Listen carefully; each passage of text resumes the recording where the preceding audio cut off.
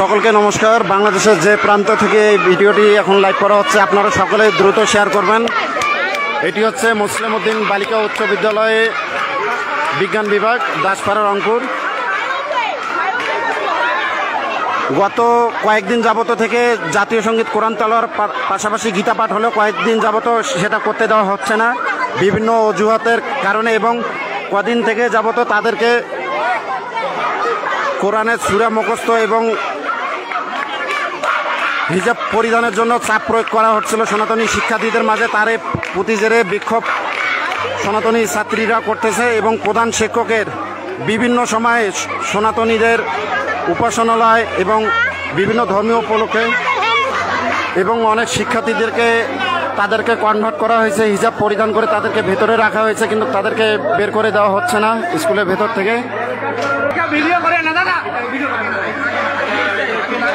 তাদেরকে বিভিন্নভাবে কনভার্ট করা হয়েছিল এবং তারা আজকে হিজাব পরে এসেছিল। তারই প্রতিপদে বাকি সনাতনী শিক্ষার্থীরা বিক্ষোভ করে যাচ্ছে এবং তাদেরকে কোরআনের যে সূরা এবং বিভিন্ন সময় আমাদের সনাতনী ধর্মীয় ব্যঙ্গাক্ত করে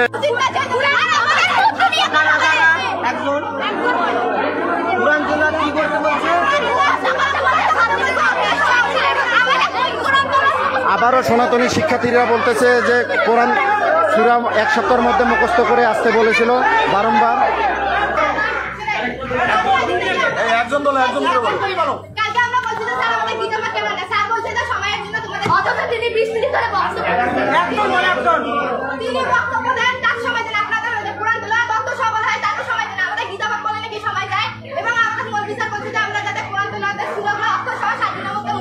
এই যে ডান সাইডে মৌলভী স্যার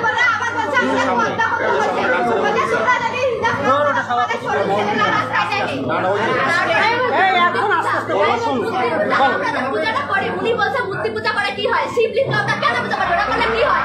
আমাদের রুমে একটা জিনিস আছে, ওটা দেখে আমরা বলবো আমাদেরকে আমরা শিক্ষার্থী, আমরা এখানে শিখতে আসছি, আমরা কেন সব এটা হলো সাম্প্রদায়িক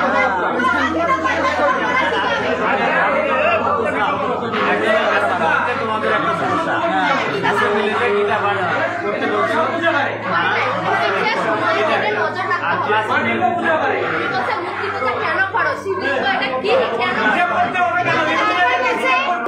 আমাদের ক্লাসে স্যার যে বলছে